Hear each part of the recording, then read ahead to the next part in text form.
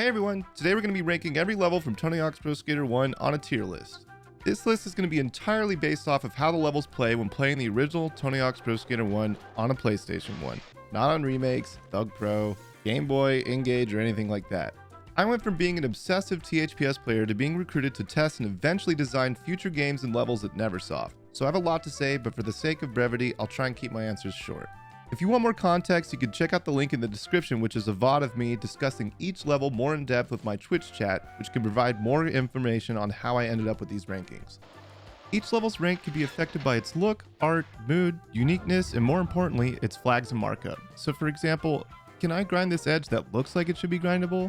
That's the level's designer's responsibility to make sure those are all addressed and behave appropriately. And what will affect its ranking the most is its variety and flow.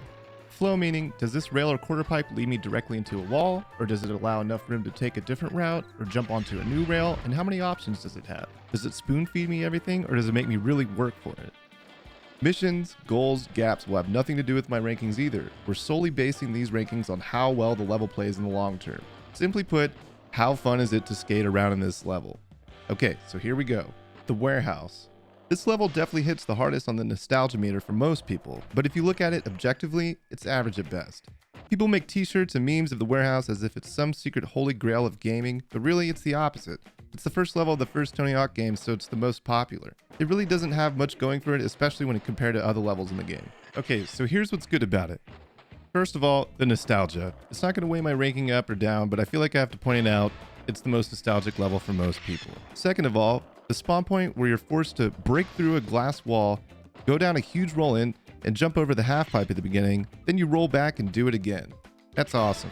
And I have to mention the kicker to Wally over the half pipe. It's legendary for big air spins and specials.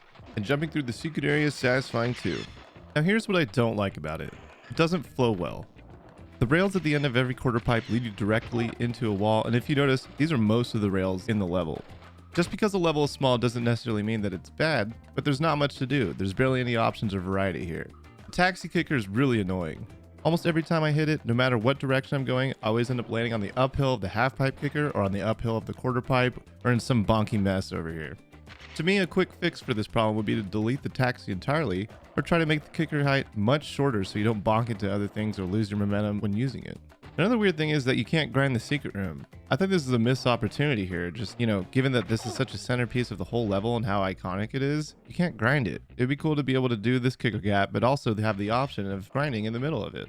I mean, why not? Also, spoiler alert, it's not a secret. You can see the secret room from the room you spawn in. Surprise! Also, the deck area above the quarter pipe by the fence is a useless area. It's hard to get in and out, nothing is feeding you in or out, and there's no reward once you get up there. It seems like it was just constructed to fill the space and maybe just serve a purpose for a couple goals in the career. So ultimately, I'm going to give this level a C. It's not total garbage, and it's not the best. It has some flow going for it if you work for it, but there's not many options and it can get stale pretty quickly. Also, while we're here and while we have the chance, I'd like to point out that the support beam is collidable and it's super annoying. Okay, next level, the school. I absolutely love this level. The best levels have flow that strike a perfect balance between spoon feeding the lines to you and making you work for it, while at the same time providing options and variety along the way, and this level's a perfect example. If you look at a top-down map, you can see where the flow of the level leads you right away. You can cruise the level in both directions and there are options along the way to hang out in session and hop back in on the flow whenever you're ready to move on. The amount of variety in this level is absolutely insane. There's skate level staples like long handrails, picnic tables, planters, kickers. There's awesome objects like huge awning mega ramps right at the beginning of the level. Pool section, gym, rooftop area, back alley half pipes, basically like a snake run. And for this piece in the middle, it introduces grind wall ride grind to the player for the first time, and I think it's really fun. The fact that you can just go back and forth and hang out in this area is super sick, although this fun box kind of leads you into the uphill of this quarter pipe, but you can work to avoid losing your momentum if you get the hang of it.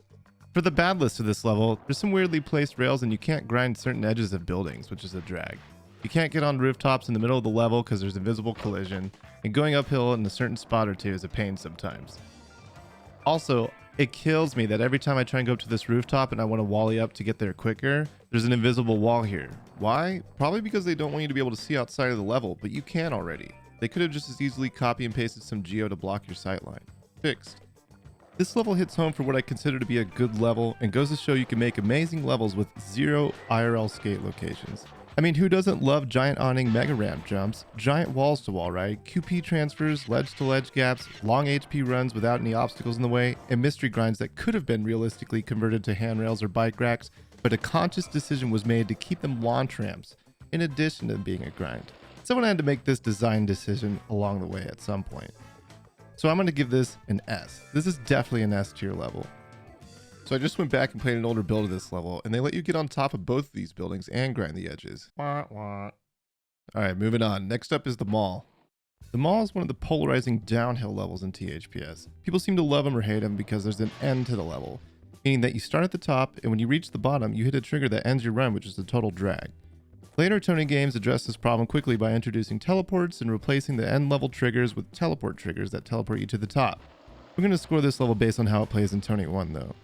One benefit of being a downhill level is that it flows amazing. You just hold ollie and trick off what comes to you. Everything is laid out specifically to cater towards the skater approaching it from one direction only, which is great for flow. There's huge stair sets and there's multiple options and objects to trick off of on your way down each time. The biggest problem it has going for it is that it doesn't have many areas to session in or hang out in. You could say it's not very hangoutable. You can see that some effort was put into this to try and get some sessionable spots going by the elevator in the atrium area at the end, but the elevator area is pretty bonky, lackluster, the QP widths are too skinny, and you could argue that a plain old half pipe would work better. The atrium suffers the same problem. There's quarter pipes on each side here to keep you skating while you still have time remaining, but it doesn't flow well at all. There's planter kickers in the way that are really bonky and water terrain that slows you down and awnings that aren't skatable, but are wall rideable? Anyway, if the mall had more places to session, I think most people would like it a lot more, because in the ship version, people reach the bottom with around a minute left if they don't bail. Even in free skate, you're forced to end run and retry the level. So to sum it up, it flows great. I mean, it's a downhill level and everything is set up for one trajectory only. There's huge stair sets, which I love. There's high lines and multiple options to do each time you go down. But the bad, there's some missed opportunities to allow the player to session some areas. Like right here, you could just throw down a couple quarter pipes and then some other quarter pipes over here, so then you could session this part back and forth over and over. That'd be awesome. So it's so linear, it ends too soon. It ends, no teleport at the bottom. The areas where you can session are pretty bonky. So given all this, I'm going to give it an A. I love these types of levels and I don't really mind that it ends. I mean, let's be real. I, like everyone else, would love for this doorway to just lead you to the top of the level, or to more level, or to a randomly generated level, or just something more instead of it ending. I'll totally acknowledge that. But I don't think there's any denying that this level flows really well. Something else I'd like to point out is that this is an indoor mall, which means that the level is surrounded by giant walls that you can wall ride whenever you want. So if there's ever an empty area with nothing to do, you can always count on the walls. Speaking of indoor levels with big walls, this leads us to our next level, the skate park. This level is the most nostalgic for me since I got my hands on the OPM demo disc, and this was the level that was included with it, not the warehouse. It's no secret that Neversoft originally intended for the games to design all their levels after Top Skater, which meant that they would all be downhill. You can see in this video of a work in progress version of the game where you could take a linear level all the way down and end up in a skate park at the very bottom, which is the same texture set as this level. What they discovered is that most people spent most of their time sessioning the area at the bottom instead of the downhill portion that led you there. What confuses me is that this level went through so many iterations that they ended up cutting out 90% of it to leave it as a standalone skate park, but they really whiffed on the design. So I just got my hands on an older build of this game while making this video, and it turns out that the Chicago skate park and the downhill level were both being developed at the same time. So never mind, there goes that theory, but I'm gonna leave this in the video just because I think this footage is cool to see for comparison. Either way, this level could still use some loving. Hiya! It suffers a lot of the same problems that the warehouse does. It's small, so there's not a lot of variety, and most of the grindable rails are quarter pipe lips that lead you directly into pillars and walls.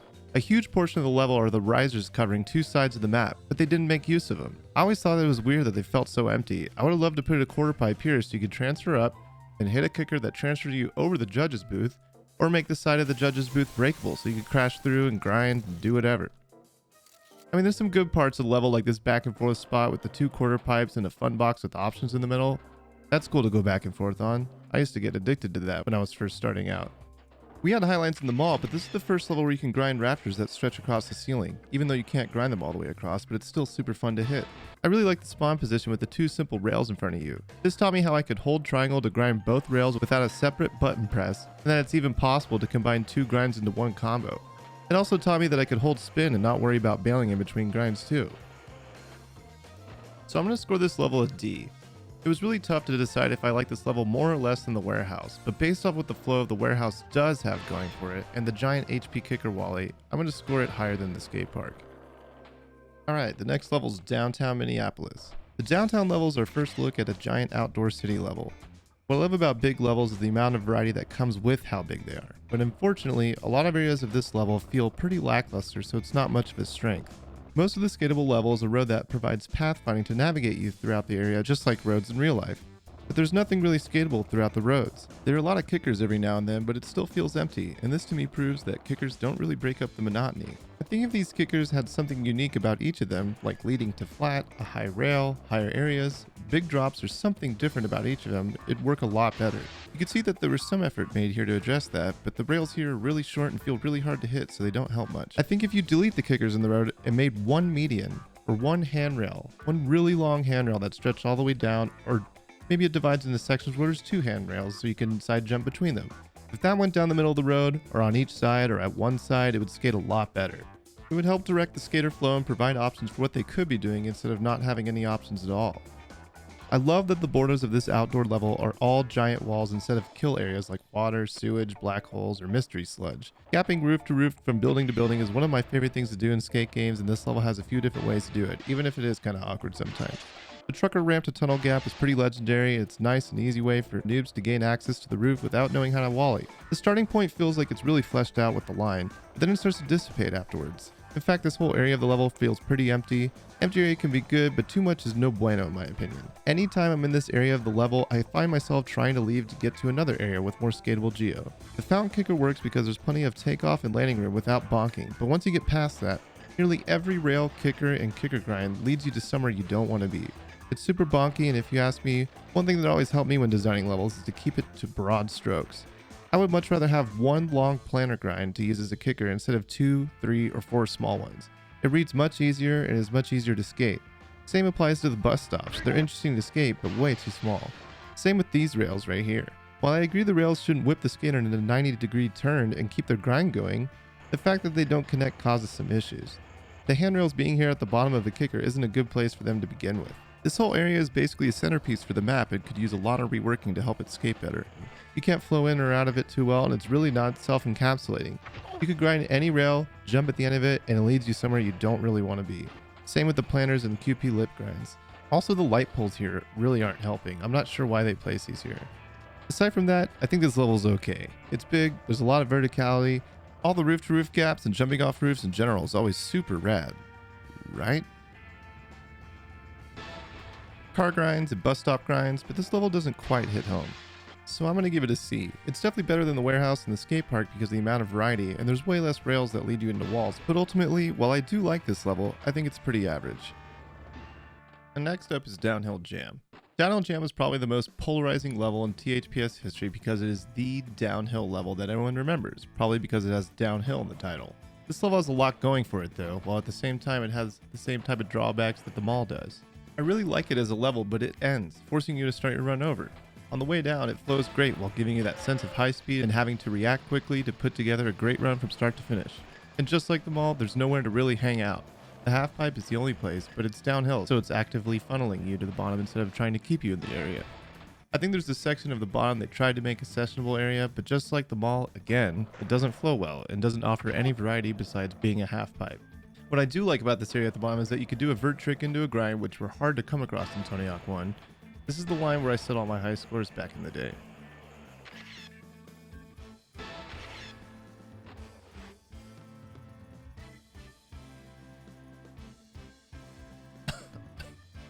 The level has tons of areas for big air and high risk, high reward areas. Who doesn't like grinding from structure to structure with a 100-foot drop underneath though? This part with the gaps measuring your jump distance is rad.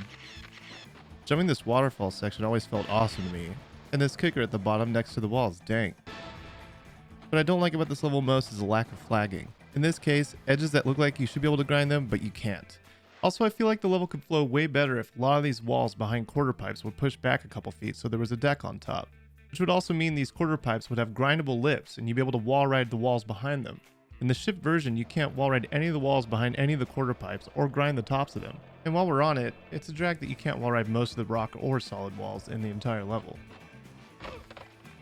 This little hump right here is super annoying because the readability to me is that I should be able to ride right up this and get to the next level, but depending on where you approach it from, it's just really inconsistent. I can't grind it, sometimes I can jump over it, sometimes I need a fast plan over it. It's just a mess. It's a total trap too because it kind of reads as a kicker, and if you use it as a kicker, you just jump off and you just like lose all your progress trying to lead up to the secret tape or just to finish out the line up there. And once you're up here, once you're trying to clear these gaps, the tops of these walls read as if they want you to wall ride across them, but you can't always. And if you hold your wall ride too long into a quarter pipe, you bail, and it's just kind of like, I don't know, maybe I should grind the top, but that doesn't work either.